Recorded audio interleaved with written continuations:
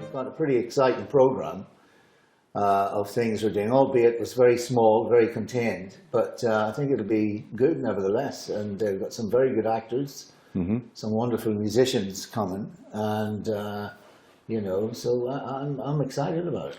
And I think it's very important also because Beckett, in the sense of confinement, of course, COVID, and you know, we've all been affected by that personally, etc. Well, that's right. I mean, you know, the overarching kind of idea for it came out of the fact that Nick Roth, who's my co-producer with Unreal Cities, his friend James Little had just written this book, Beckett and the Politics of Confinement, and it just so happens that both Catastrophe and Ohio Impromptu, the two plays that we're putting on, fit really well into that brief, so we've been lucky in that respect.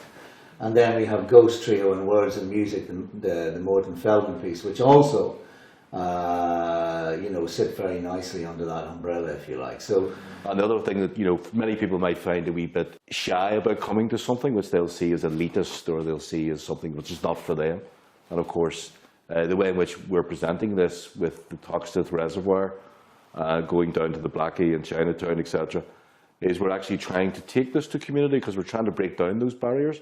That Beckett is accessible? Well, he's extremely accessible, and that's why he's done all over the world. I mean, one of the things that I was speaking about recently is the fact that Beckett's work is very egalitarian insofar as, you know, it doesn't take anything to put a Beckett play on.